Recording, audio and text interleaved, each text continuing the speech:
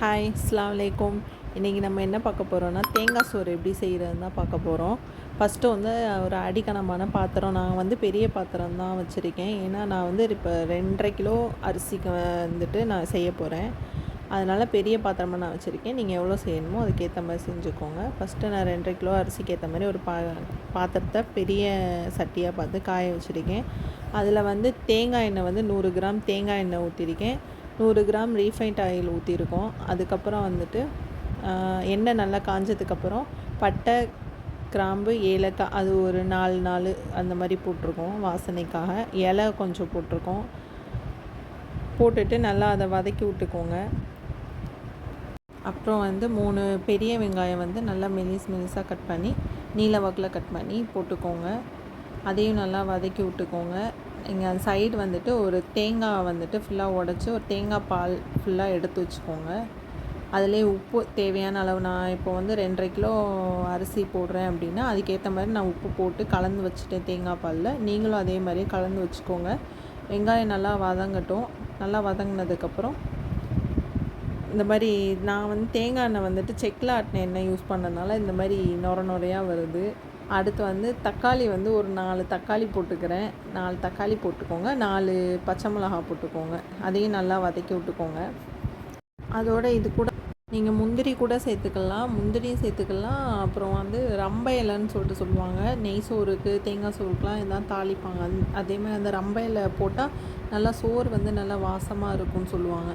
அதனால் அது போட்டாலும் நீங்கள் ட்ரை பண்ணி பாருங்கள். செஞ்சீங்க அப்படின்னா ரம்ப இலை போட்டு கண்டிப்பாக ட்ரை பண்ணி பாருங்கள். செம்ம டேஸ்ட்டாக இருக்கும். அதுக்கப்புறம் உங்கள் தேங்காய் சோறுனா அவ்வளோ இதாக பிடிக்கும். எங்கள் ஊர் ஸ்பெஷலே இது தான். அதனால் நாங்கள் அடிக்கடி இது தான் செய்வோம். வீட்டில் என்ன விசேஷம் வந்தாலும் சரி, எங்கள் வீட்டில் யார் கெஸ்ட்டு வந்தாலும் இதுதான் நாங்கள் அடிக்கடி செய்வோம். அதுக்கப்புறம் வந்து இஞ்சி பூண்டு பேஸ்ட் வந்துட்டு ஒரு 100 போட்டுக்கோங்க. 100 கிராம் போட்டுக்கோங்க இஞ்சி பூண்டு பேஸ்ட்டு நல்லா அரைச்சது.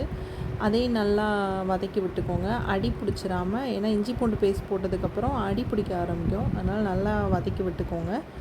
அதுக்கடுத்து நெக்ஸ்ட்டு வந்துட்டு புதினாவும் கொத்தமல்லியும் நல்லா சின்னதாக கட் பண்ணி நல்லா அலசி அதுவும் போட்டுக்கோங்க. ஒரு கைப்பிடி ஃபுல்லாக போட்டுக்கோங்க. நிறையா குப்பை இருந்தாலும் பசங்க சாப்பிட மாட்டாங்க. அதனால் வந்துட்டு நான் கம்மியாக தான் போட்டிருக்கேன். உங்களுக்கு எவ்வளோ வேணுமோ அந்த அளவுக்கு போட்டுக்கலாம். நல்லா வதக்கி விட்டுக்கோங்க. நான் அதுக்கப்புறம் மஞ்சத்தூள் வந்துட்டு ஆப்ஷனல் தான். மஞ்சத்தூள் வேணும்னா போட்டுக்கோங்க.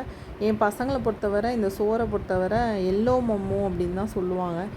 அதனால் வந்துட்டு நான் எல்லோ கலரு ஃப்ளேவர் ஆட் பண்ணால் மட்டும்தான் பசங்களுக்கு ரொம்ப பிடிக்கும். அதனால் எல்லோ கலர் தான் போட்டுருக்கேன். ஏன்னா பசங்களை பொறுத்தவரை கலர்ஃபுல்லாக இருந்தால் தானே லைக் பண்ணுவாங்க. அதனால் நான் வந்து எல்லோ கலர் இது போட்டிருக்கேன். உங்களுக்கு வேணும்னா போடுங்க, இல்லைனா போட தேவையில்லை. எல்லாத்தையும் போட்டு நல்லா வதக்கி விட்டுக்கோங்க. நல்லா வதக்கி விட்டுட்டு அதுக்கப்புறம் வந்து நம்ம அளந்து வச்சுருக்க தேங்காய் பால், நம்ம ரெடி பண்ணி வச்சுருக்க தேங்காய் பாலை வந்துட்டு நான் இப்போ வந்து அரைப்படியில் தான் நான் வந்து கவுண்ட் பண்ணேன். அரைப்படியில் 3 படி நான் வந்து 3 அரைப்படி வந்து அரிசி போட்டிருக்கேன். அதனால் வந்துட்டு ஒரு அரைப்படிக்கு வந்துட்டு 2ஆக வந்து ஊற்றணும். அதனால் நான் இப்போ வந்து 6 இதாக ஊற்றிருக்கேன். ஏன்னா நான் 3 அரைப்படி ஊற்றிருக்கேன். அதனால் 6 இதாக டபுளாக தான் ஊற்றணும். அப்படின்னா தான் சோறு வந்து நல்லாயிருக்கும். நான் அதுவும் 1 மணி நேரம் நான் வந்து அரிசியை வந்து நான் சாப்பாடு ஆக்கிறதுக்கு 1 மணி நேரத்துக்கு முன்னாடி நான் ஊற வச்சனால இந்தளவுக்கு தண்ணி ஊற்றுறேன். நீங்கள் ஊற வைக்காமல் செஞ்சீங்க அப்படின்னா தண்ணி அதுக்கேற்ற மாதிரி வந்து சேர்த்துக்கோங்க. எனக்கு தேங்காய் பால் வந்துட்டு 3 அரைப்படிக்கு வந்துச்சு. அதோட எக்ஸ்ட்ரா 3 அரைப்படி வந்து நார்மல் தண்ணி வந்து ஊற்றிருக்கேன். நான் தேங்காய் பால்லே உப்பு போட்டேன். அதனால் உப்பு காமிக்கலை. உங்கள் தேவைக்கு வந்து நீங்கள் உப்பு போட்டுக்கோங்க. எல்லாத்தையும் போட்டுட்டு மிக்ஸ் பண்ணி விட்டுக்கோங்க. நல்லா மிக்ஸ் பண்ணி க்ளோஸ் பண்ணி வச்சுருங்க. நல்லா கொதிக்கணும்.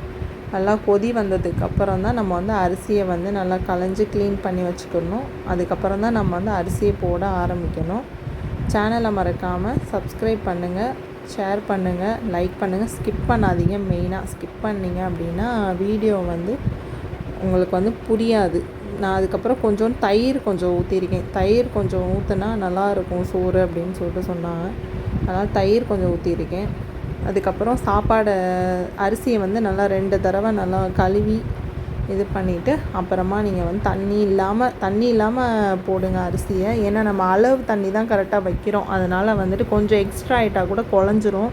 அதனால் கரெக்டாக வச்சு இது பண்ணுங்கள். அப்புறமா நான் க்ளோஸ் பண்ணி வச்சுட்டேன் அப்படின்னா இந்த மாதிரி நல்லா கொதிக்குது பாருங்கள். நல்லா கொதித்ததுக்கப்புறம் நல்லா க்ளோஸ் பண்ணி வச்சுருங்க.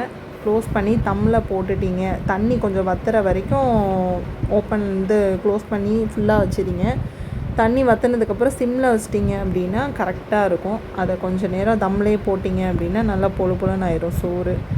நல்லா செம்ம டேஸ்ட்டாக இருந்துச்சு. ட்ரை பண்ணி பாருங்கள். சேனலை மறக்காமல் சப்ஸ்கிரைப் பண்ணிடுங்க. பாய்.